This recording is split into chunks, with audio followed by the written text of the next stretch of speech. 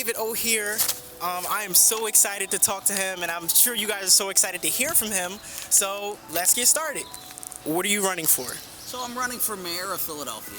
Okay. Why did you decide to become mayor? Well, I think this is such an important election. I think our city has unfortunately had some really harsh times. Yeah. And I think we are in a bad place. And I think it matters what direction we go in. But typically, the mayor's race is decided in the primary. Right. Specifically the Democratic primary, because this is an overwhelmingly Democratic city. Yeah. And so on May 16th, the election would be over, except I'm in the race. So Right. instead of ending on May 16th, it'll go to November 7th. And Right. I think that's important because people don't really start paying attention to the mayor's race until today, Yeah. tax day, right? Yeah. They file their taxes and they start paying attention to the mayor's race. Well, that's only a month. Right. And there's so many candidates that most of the time you get a 90-second answer. Right. And people really want to know more. And they want to compare and understand. They get little hints from the different candidates, Right. basically doubting what the person is saying. Right. But they can't really go in depth. And so I think it's important that for this mayor's race, we go all the way to November 7th, so people can have more of a chance to digest what people are saying and to consider, is this the right direction for Right, Philadelphia exactly. or not? Right. That makes sense. What do you feel as though is the most important thing that you fight for in your campaign? I think the most important thing is that I fight for the government to comply with the law. And I think it's a little different. I think that in Philadelphia, elected officials, by and large, believe in the goodness of government. Right. And I'm not saying that's a bad thing. Right. I'm saying, however, that if we don't recognize that many of the problems that we are facing is the result of bad policies, Yeah. we will not correct those policies. And I think everybody is frustrated by the same problems they see, but they're not new problems. They've been around for a long time. Yeah. And so we could start going down a laundry list of things that everybody knows is wrong, but the common denominator is it is a result of government not following the law, violating the law. Yeah. So, for example, we could talk about schools, right? Right. Inequity in schools. Well, the school district is responsible for ensuring equitable education. Right. Equity in resources and technology, in curriculum, and that's not a new thing. I mean, it's a grotesquely disparate, right? Right. It's visible. When we look at, for example, the conditions in poor neighborhoods, well, everything is poor, right? Yeah. The rec center, Yeah. the library, Yeah. the street cleaning, the lack of affordable housing, and jobs. But That's the true. thing is, those are all things that are caused by the negligence, failure, or intentional malfeasance of city government. Yeah. Even when we talk about public transportation, Right. who is responsible for that? Yeah. Again, a Yeah. government agency. So I think it is important that we recognize the good that government does, Yeah. and we certainly want to see more of it. But if we don't recognize that in the effort of government to do good, it creates a lot of harm. For Right. example, I was talking the other day and a question arose about child care.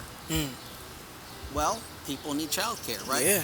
But there are two groups of people who need child care: those who can afford child care and those who cannot afford to do without child care, Right. because they must work and therefore they must have child care. That's true. So there's a difference between people who would like child care, and it's important to them, but it may cost them something, but they can afford it because Right. they make more than enough money at work. Yeah. And then you have people that, they gotta work, Yeah. and child care is something they can't afford, but if they don't go to work, they have a big problem. Yeah. That's true. So the answer that government says is we're going to pay for more child care. Sounds like a good idea, except where does that money come from? Yeah. Now, the government always says it comes from the rich, but it doesn't. If you look at where the money comes from, it comes from the poor. And it is time and time again, a thing that is said is the rich are going to pay for it, but if you ever look at it carefully, you'll find that the poor are paying for it. Honestly. For example, right now, look at the property taxes.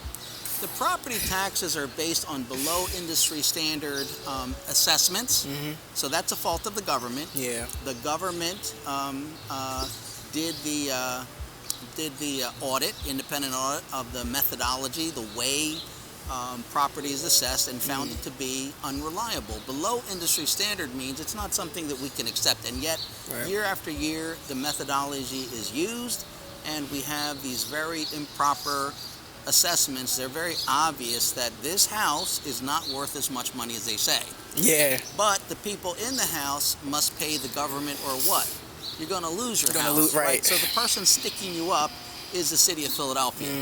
And so to say to people, well, we're going to solve your problem by paying for more free stuff that's going to tax you, that becomes a problem, right? What happened to the days where people could watch their own kids? Yeah, honestly. How can people afford that nowadays, right? The cost of living.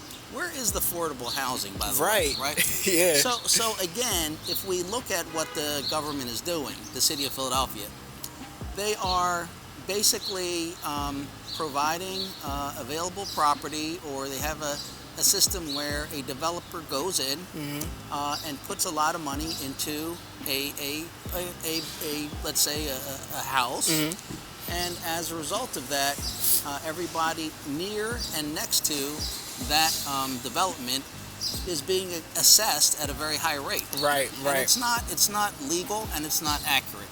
So as they keep assessing, higher and higher property taxes, they're driving people to sell their houses or to move out. Now, the the end result of that is that you'll have gentrification based on overtaxation. Right. And so if your answer is to tax people more, you're driving them out more with the promise of something that they're not really going to benefit from.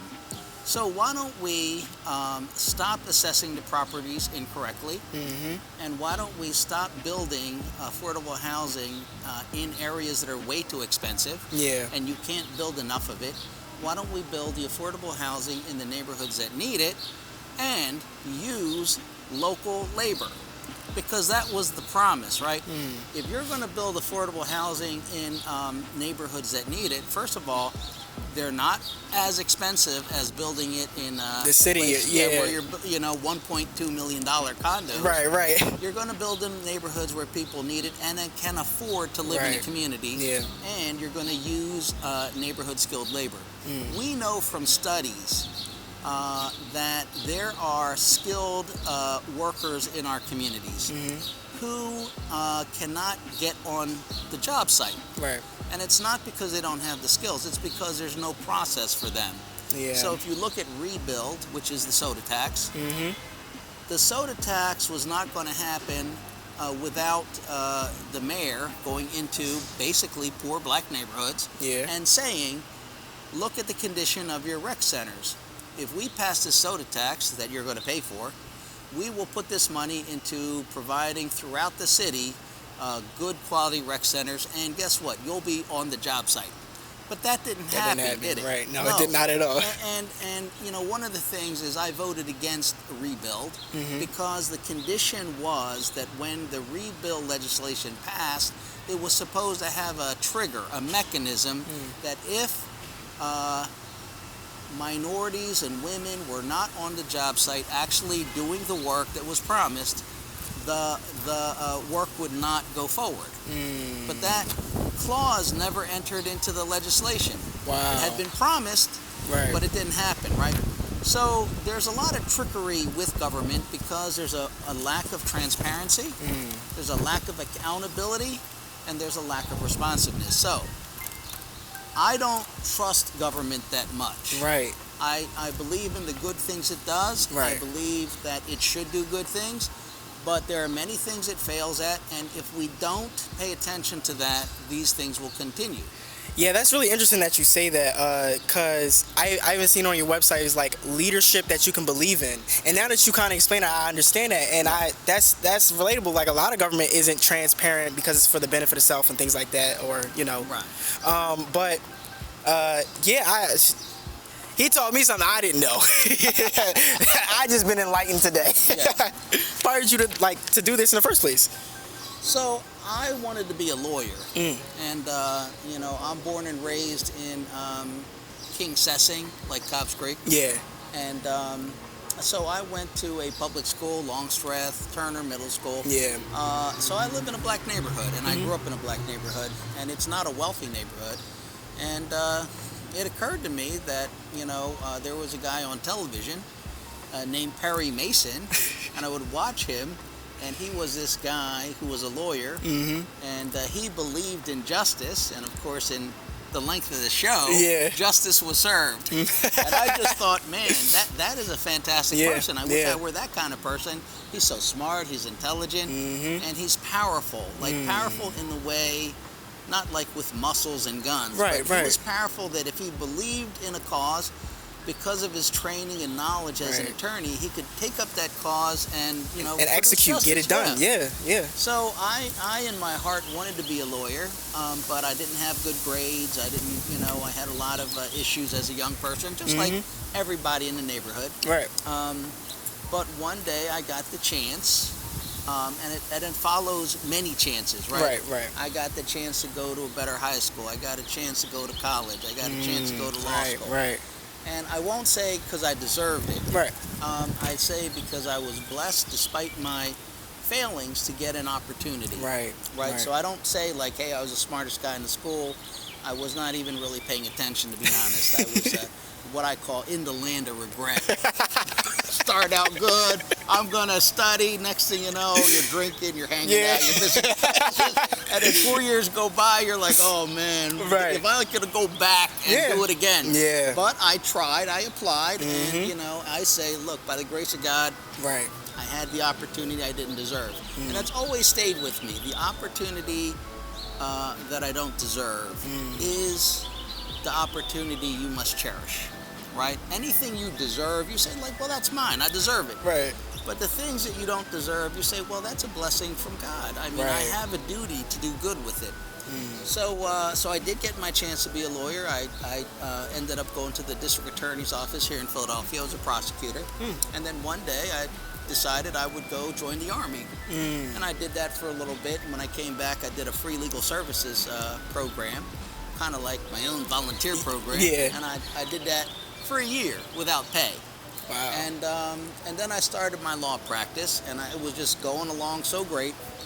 And one day, as many times before, I kind of hit a plateau or a ceiling. Right. And when I hit a ceiling, I usually think, well, did I do something that is like a not good thing?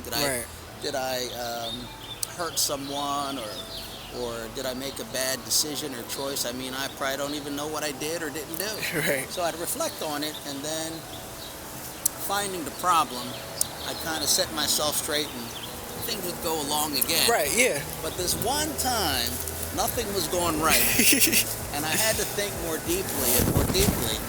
And what I found, the act of nature. No live plants were hurt in the film of the show. Yeah. So what I found is that God had blessed me with like good parents and a lot of hard lessons, and I had come through. Right. But I was using all of that to basically try to make myself wealthy. I wanted to do good, but I definitely wanted to, earn well. Yeah. And, I wanted to be the hero. Right. And I found that I was building an altar to myself, praising myself. Right. So right about then, I was thinking, well, God has really blessed me with a lot of experiences. I wonder how I could use it better. Right. And I heard on the radio they were talking about riverboat gambling. This is before gaming was in Philadelphia. Okay. They were trying to bring a ferry up the river, and you could get on and you could gamble. Oh, wow. And they were saying, like, this is going to save Philadelphia. And I said, man, that's not going to save Philadelphia by any stretch of that's a big sales job here. Yeah. The rich are going to get rich. Yep. I mean, it's not. I said somebody should really talk to people about job creation and education and how they tie in and what we should do. And so that's when I first got the idea, well, if I run for office, Right. I'll have a platform to talk about these very dry, mundane, data-driven issues. They're not exciting issues. They're not like we're going to bring a new sports team to Philly. Right. It's more like, well, we have intermodal transportation, we have ports, we have shipping, we have manufacturing. You know, you get into like all kinds of issues. Yeah. But I thought that was a good thing to do, and I felt, honestly, that if I did that, I would probably lose, but I would have done a good thing, and maybe God would say, good job, I'm going to let you go back to what you were doing. Right. So I went out there, and I was pretty much ignored, and that there's nothing wrong with that. I was nobody, and I didn't know how to run properly. See, the smart way to run is, since I'm a Republican, I only go to Republican areas, right? Right.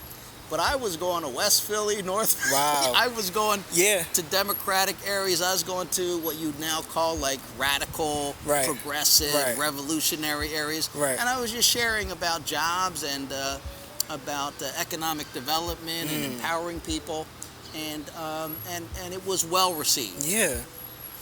Until they got to the part where, what party are you in? I say, Republican. They get out. So I had to pack my stuff and leave. They're not like that these days. Right. But anyway, but I did get around a lot, and election day, I lost, of course, but I came very close, a lot closer than people thought. And it was surprising how close I came. Wow. And as a result, the political powers came and started trying to put me out of business. And I said, man, I must have done something good, because bad things only happen when you're doing something good. Right. And so I made up my mind, you know, I'm gonna run again 4 years later. Yeah. So 4 years later, I ran again, and I won by like 7 votes. Wow. And the next day, they told me they didn't count any of the absentee ballots. Wow. Which is illegal. So anyway, I Yeah. lost by 122 absentee ballots. Wow. And then 4 years later, I ran again, and this time I won and stayed the winner. Yeah. And then I won the next 2 races. So 4 years later, I was reelected. 4 years later, I was reelected. And now, you know, kind of when I was thinking about it last year, I served 3 terms. Yeah. Do I run again for a 4th term? That's 16 years. And I was really thinking, I think I've done everything I can. Yeah. Every issue, every, initiative that I tried to do, most of them failed. I tried to bring businesses in. I tried to create employment. I tried to get higher wages for low skills. I tried to do all that stuff.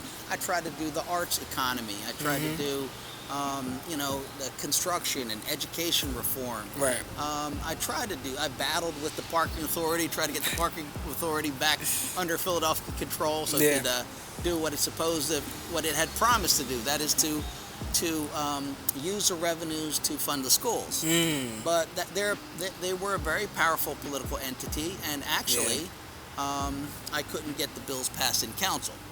And I battled with the Department of Human Services, DHS. Right. Yeah. They do a lot of good things, but they do some pretty bad things too. Yeah. And it is the bad that we got to fight. We have the highest rate of removing children from parents in the nation among any large city. And it's 3 times higher than New York and 4 times higher than Chicago. That's the rate.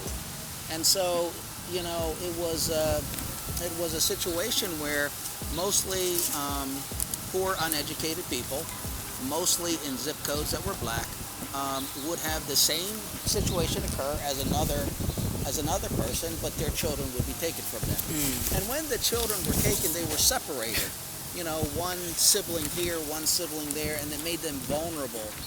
And a lot of times the children got abused. Right. Not all the time, but a lot of times.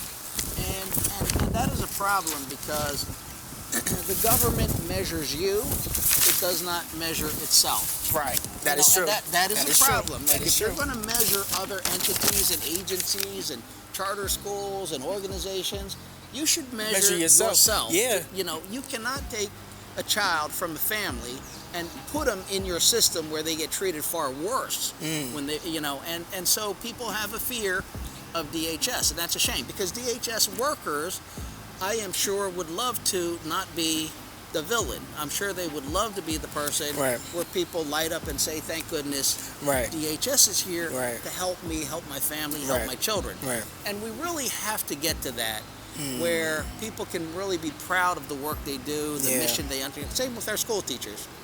They should feel that their time educating children is worthwhile. Right. You know, the community should not hate the school. They should love the school. You know, yeah, but we have yeah. some issues. The kids don't like the school either. Yeah. Right? But how can you love the school when you can visibly see that this school is dangerous, it's not resourced, it doesn't provide good quality education, and right over there, or right on my cell phone, I can watch a school that's got 3D printers and orchestra, swimming pool. Yep. You know, it looks so clean and Yeah. nice. Yeah. Well, that's a disparity, right? So a lot of the problem in our city comes from the mind and the heart, right? Because I got 4 kids.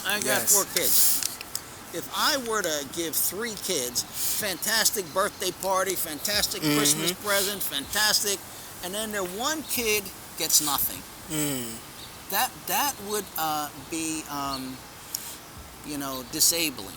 Right. That child would be emotionally scarred and would have resentment and pain and feelings against his or her siblings, against the parents. The whole family structure would be disrupted in a Right. very negative way. And so it's very important for a parent to make sure that we give equal value to the child. Right. Yeah, That's true. Our city must do the same. Yeah. And by the way, it's not an option. It's required by law. Yeah. And so every time the school district is like letting this school rot and letting this school flourish, that is illegal. It's unconstitutional and it's wrong. Right. And there's a lot of misinformation. The misinformation comes from the school district or the city itself because they're trying to cover the obvious. Like, why are these so different? Right. Oh, they have a big excuse in Harrisburg and Washington. No, you're in charge. Yeah. You're responsible. You should say, listen, because my predecessors did a bad job. Because historically we have ingrained racism and discrimination. Because, now this is what we're trying. But there's always something, right? The school district needs an overhaul. And right away, the children and the community got to see the difference. And the problem is, they hear about, like, we're taking asbestos out of your school in 1990. It's back, right? Yeah. Or we have this big plan, it'll take 20 years. And then 20 years later, there's nothing new. there. Yeah. So I say, look, it has to be visible. Right. Like, if you want to reduce violence and murder, and you want to inspire people to have faith in a better life, Right. show them something like immediate. Right. And with that, we could then gain the trust to begin to get a level of patience. Right. Yeah.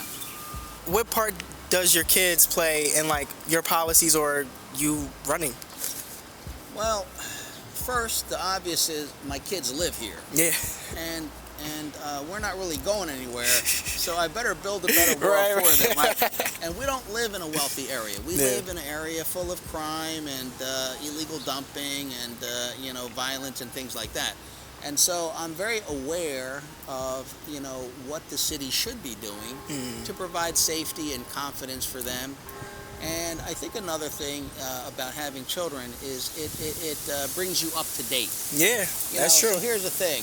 If I were talking to people, I'd say we got to put a basketball court over there. Yeah. We got to put a soccer field over here. Well, my kids are just there On their phones. They're like, not yeah. getting up anywhere. Yeah. And I think so. Part of it is when when people my age or older folks start talking about what we're going to do for young people, we're talking about when we were young. Right. And we're talking about what we think they should be doing. And I really say to my kids, you should get up and get some exercise. Like, yeah.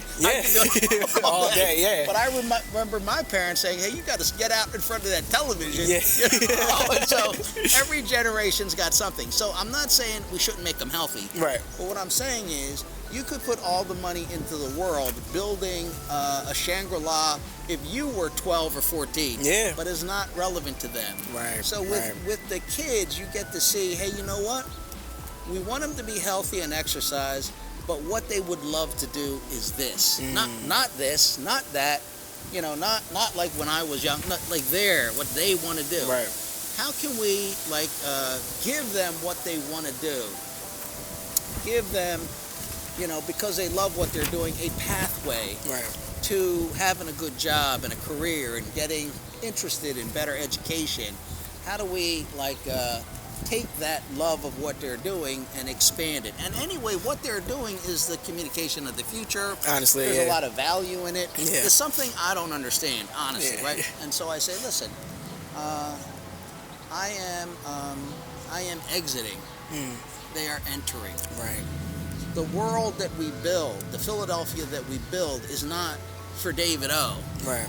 We're not going to 1975 like you got to build something for the 8-year-old who's going to be 21. You know, you got to build something for the 2-year-old who's going to be 16. So you got to take the children, and they are just kids, right? Yeah, that's true. They're not playing with you in the sense that they won't get off the couch if you tell them. Yeah. They're just going to be who they are. So you say, oh, listen, that's how my kids are? Yeah. That's how all these kids are. Exactly. This is a generational thing. Right. So if we're going to build a better city, we're looking behind us. Like the young people are coming forward into the world that we're building. Right. And we shouldn't build a world that we would like to see because we're leaving, right? Right. And so a lot of that shapes my disagreements with, other elected officials and other folks. Yeah. Because I look at it differently. So what are some policies that I guess let's change this perspective. Because you said basically you're kind of building a world in a way, or building the city of Philadelphia for your kids. What are some policies that you would like to see that would benefit your children and that would benefit other youth as well? Yeah, well, the first thing is we need public safety. Yeah. It is debilitating to children to have this anxiety, and they may not even be aware of it. Yeah. But just the anxiety, right? Yeah. And they're used to it, so they live there, and but it is not a good thing. We have to remove it. I went to Korea for the first time when I was about 26 years old. I never been to Korea. I was a lifelong Philadelphian. Right. And I went to this foreign country. It was not as developed as it is now. Yeah. But the first thing I noticed is there's no violence. Yeah. It was a weird thing because I never thought about the violence. Right. I never thought about it. And it's not just violence, like a beating or a gunshot. It's just that we have a culture where you gotta watch your space. Yeah. What's the different collective spaces? We see this as we see the collective mindset of the city. Right. So when we look at SEPTA, it's the collective mindset of the city. You see everything. You see all the problems in the city on SEPTA because everybody from all different parts of the city are coming to SEPTA. Right. So we see the drug issues. Right. We see violence. Right. We see the mental health issues, all different types of things. And if there's going to be a collective of people coming to these spaces, you're absolutely right. They need to be safer. They need to be cleaner. You know what I'm saying? But the issue is definitely deeply rooted in the individualistic way. Yeah, so it's interesting because, see, let's say there's a good person and they said, listen, we can take the mentally ill, the drug addicted, we could take the homeless and we'll house them in the subway station. They won't be exposed to the elements, Well, the problem with that is now people don't want to ride it. Yeah. And people get hurt and it becomes filthy and there's all kind of problems. So the fundamental problem is it's not a shelter. Right. It's not a mental health, a service area. Right. It's a public transportation. And so, as good as your intention is, it's a failure. And Right. once it's failed, stop it. Yeah. But they won't stop. And now what happens is they're trying to reroute the buses. You know why? Because nobody's using it. People have been shot. They've been stabbed. They're looking at like human defecation. And you're trying to get tourists in. You're trying to get people in. And people will have this attitude. Well, we don't care about the tourists. I care about the tourists. Here's why. That's money, number one. The money, right? Because if you're not getting their money, you're going to get it from the people in this city Exactly. who are being kicked out of their houses. Right. If you don't get their money, you can't provide quality services. I'm not talking about poor quality service. We need to get money, and every time the city says we're going to provide this for you, you better hang on to your wallet. Right. So when you get more money in, the city can provide a better level of service. Now, the second problem with that is when SEPTA starts doing that, they invite more and more people into Philadelphia to do drugs, to be homeless. Now, the problem with that is the money doesn't follow them. If they're from Chester County or Bucks County, there is money available to service them, to help them, for Right. providers and other things. When they come here, that money's left over there. Right. And so now we don't have an ability to service them. Right. And we don't have an ability to service our own population because we are overwhelmed with too many problems. Yeah. And so in all reality, by not welcoming them into our city, Yeah. we are helping them to choose to stay in their community. Yeah. And many of them, not all of them I know, but many of them have family and friends where they're from. Right. So that's very true of the drug addiction problem, right? Yeah. Because there's no place like Kensington Avenue. Oh my goodness. And so people who are, gone that far in their drug addiction, they want to come to Philadelphia, live on the street, in horrible health, inhumane conditions, human exploitation, popping at $140 a day to get their drugs, prostituting, exploiting, living in misery for years and years and years. And people will say to me, well, if you don't make this available, where will they go? My thing is, by keeping them here, you are not doing them any favors. No. And now you're not even thinking about the residents, the children. Yeah, because it's people that live in Kensington normally. They're stuck, right? Yeah. And there isn't a corner in Kensington that is not enforced with deadly violence. Like you're making $200,000 a week on a corner, right? Now, it's just a corner like any other corner. Right. Well, nobody's hanging on to that corner without murder. And that's just in nature. That's why there's so much violence. And all that money, it doesn't go into a bank. Right. It doesn't go into scholarship. Right. It doesn't go into community garden. It goes to fund more crime, diversified crime. So what do you think are some solutions that could help tackle crime? What are solutions that you have? So the first thing is crime of that level is not everywhere. Right. It's in certain places, and we know where it is, and we know what they're doing. So, for example, when it comes to like our wanton violence, that is young people, in great disagreement, broadcast on social media, that becomes a cultural thing, and we know who they are. You can see what they're saying, right? Yeah. People in the community know, like the white Toyota and the blue Ford. Those are the guys driving around looking for the other guys and want to shoot them, right? What they don't understand is if everybody knows this, how come the police don't come in and stop those vehicles, and look in, find those illegal guns, at least look like you're doing something? And I think if the police would enforce the law, the community would feel better, and the young people would feel better, and the people driving around would have an excuse not to drive around. And I think you just have to kind of like put a hold on it. You have to like stop the bleeding in a sense. When there is no response by society, when the police aren't even trying, the message that is sent is the same message we've been talking about. We don't care. Right. Your life doesn't matter. We're not even going to bother to bring a police car here and have people. And the young people reflect that. Who cares? Nobody cares. Right. So that's one place you can deal with that, and it would be very effective in reducing the violence and bringing out the people, and the people coming out reclaiming their neighborhoods. The second problem is Kensington Avenue and things like that, because this permissiveness leads to lawlessness backed up by violence, and now you have such violent crime, threats of violence, so much money being made, and so many people hurting each other to make that money. It's just better that there was no place that was an open-air drug market like Kensington. The good thing is this. People say, you know what, I'm not going to hop on that train and go to Kensington. People say, I don't need to live in this tent anymore because there's no Shangri-La of drugs here. Right. And that allows the community to come out. It allows the stores to restock their shelves. It allows for life to come back into the community. And then I'd say the other thing is all your public gathering places. So, for example, where people gather, like the rec center, the schoolyard, the school itself, the theater, this has to be safe. Yeah. So people can walk around and enjoy themselves.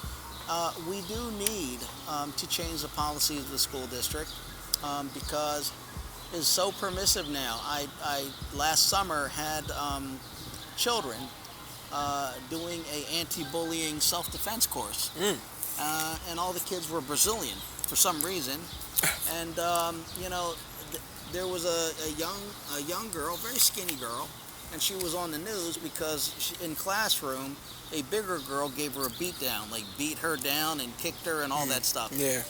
And she don't want to go to school because the bully who physically beat her and her friends are in class every day. They've never removed the child. They've never dealt with the child. So this child does not want to go to school and get a physical beating. So she goes to online learning. Now, there has to be a balance. Yeah, there's a problem with the girl beating her down. There is a problem, or maybe that's a development thing. It'll pass or whatever. But we can give attention to her. We should deal with whatever problem she's got. Right. But you cannot do nothing about the one who got, traumatized. Yeah, she shouldn't have to reconform her life because of the problems. Right. And so what you have is you have people trying to do something that is very half-baked. They care so much about the bully. They want to keep the bully in school, but they're not stopping the bully from physically assaulting and threatening other children. And now the other children don't want to go to school. Right. So that is not a good policy. Right. And what happens, it's the failure to be an adult. And that is the problem. Like, we need adults in the school. We need adults in society. What that means is I cannot do things that are very partial. I have to do things in my household with my children that have a principle, that are fair and predictable. It is not like I just like this kid better than the other one. Yeah. You can't say like, oh, you can't do that. But for you, you can do it. Right. You have to have like a strong sense of values and principles, because children who don't have those things, they gravitate more to those things, right? That's true. I always say, like, listen, you live in a wealthy area. Wonderful, you got all the amenities, that's fantastic. Let your kids run free. They're not going to get hurt. Right. There's nothing vicious out there. Right. But when you're living in certain sections of our city, there's a lot of viciousness out there. Yeah. And the kids need to have strength. Right. To be kids. Yeah. Otherwise, you got to be a little man or a little lady ready to throw down at any second. Yeah. That's when you don't have, Papa Bear or Mama Bear, right? Right, yeah. And you need to provide that. We need to basically inject that into all of these communities, because kids have a period of time to be kids. Then they will be teens. then there'll be young adults, Right. then there'll Yeah. be older Yeah. people, right? Yeah. We don't want them to miss that very important part of their life where they can play, they can explore, they can do stupid things without getting shot. Yeah, You know? yeah, Like, yeah, it's just yeah. a part of the life experience. So the reform of the school is so important. And what I have really advocated, really two things about, in addition to equity of facilities, curriculum, and resources, is this. 70% of children anywhere, like in most societies, are not going to college. So 30% are going to college, right? Yeah. So what happens to the 70%? Well, if you don't have a school system that is going to educate them and train them for a job they love. I don't mean a job you stick them in. I mean a job they love. Yeah. So that's going to be the creative arts economy. That's going to be technology. That's going to be like fashion and television. It's going to be, those type of things. Yeah.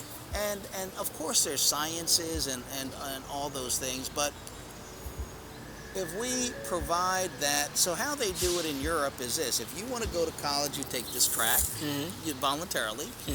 If you want to go into a profession, you take this other track. Right. So what you learn, math, you don't have like an inferior education. You have a good education. Yeah. And then in your 11th and 12th grades, you go into the VET program where you'll go to like Merck or Boeing or Augusta Aerospace, Right. where the facilities they have are state of the art. It cannot be duplicated by the public school. Right, yeah. So you're there as a high school student, walking around with professionals, getting things done, looking Yep. at the equipment, Yep. the computers, Yep. and you're getting paid. It's not an internship. And you're not getting paid a high school student salary. You're getting paid Good money. Yeah. And so when you're done that, you're certified in that area. Yeah. And it's a good program. Now, because of that, there's no stigma in Switzerland. Like you went to college, you didn't. Yeah. It's no different, Right. right? And it shouldn't be here either. Right, Because right. everybody should be able to be who they want to be. We don't criticize the Academy Award-winning actor. Yeah, that's true. They have a great skill. That's true. Like, okay, so there's a lot of youth nonprofit organizations that are here in the city of Philadelphia, but that typically go overlooked. Nobody doesn't care about them. They're not being paid attention to. Yeah. I'm a part of a lot of them. I'm trying to do a lot of good in the city just right now. So how would you support those young people that are trying to do the good right now in the city of Philadelphia? So what I tried to do when I was on council, and it failed, I tried to create a $40 million a year arts recovery fund. And it would be managed by leading arts people, from fashion, from music, whatnot. And the whole point of it is that, for example, a lot of what you're talking about is government taking your taxes and giving it to an organization, right? But it's all about nonprofit, which is okay. That's fine. Yeah. But I'm talking about for-profit. How about the concept of benefit corporation or social enterprises? Yeah. So I'm good with that too. But what I want to do It makes money, but it also gives out. Yes. It but creates a circle. So we need to put money into bringing. See, fashion is leaving New York. Yeah. And we need to bring it to one of our warehouses here. And then we need to put the fashion district and make it a fashion district. Not just a name.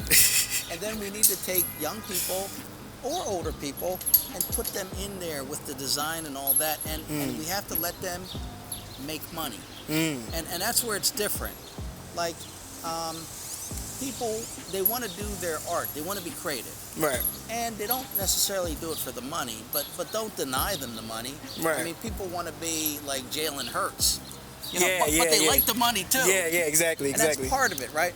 And so if they are able to make that money and we're helping them, they become an economic engine. They're happy, Exactly. They love our city, they bring more people. So part of what is missing in Philadelphia is the idea that we're not just doing good stuff. We should do good stuff. Yeah. But we're not trying to keep you poor either. Like, Right. you go make that money. Buy that house. Right. Get that sports car. Right. Be my guest. Right. But there's some attitude in our city that's somehow corrupting you. And I'm just saying, like, listen, we're not corrupting anybody unless you purposely want people to be poor. Right. Like all these programs. I'm just saying, like, let's let them be successful and Right. let them choose what they want to do. Right. So look, I could not get that done. And again, listen, this money was not from the taxpayer. We got $1.4 billion from the federal government for economic stimulus, and none of that money went to economic stimulus. So $40 million because when the pandemic came, a lot of people who are, performing artists and whatnot, they lost their jobs. Concerts ended, give back the tickets, all that stuff. Yeah. But it is a very a powerful economic engine for us. Before the pandemic, it was $3.4 billion a year. It was $920 million in annual income, household income, and $157 million in local taxes. But the upward opportunity is great. And unlike eds and meds, where typically, you could be in other areas, but typically you got to be in the healthcare field. You have to have certification, degrees, training. But in the arts, you could be a creative person in many different ways. And even like someone holding the big microphone, the boom guy, he's making a lot of money on a movie set, right? So there's a lot of higher paying jobs, and if I were mayor, we would fund that every year because, certain things we're not going to do and certain things we're going to do. Right. So the creative arts economy is something we can do, but we're not funding it and we're not respecting it. So what's happening is it's going to other places. Right, and it's developed in other places. Boom. There you have it. We just got done interviewing David O. It was absolutely phenomenal. We got a bunch of perspectives, had a bunch of talks about education, crime, wealth, all different types of things. So we hope that you enjoyed it. I enjoyed myself. David O., take it away. Listen, I had a great time talking. There's a lot of issues you're interested in, and the more you know, the better. And the more you know, the more you will shape your own life. Alrighty. Peace. All right.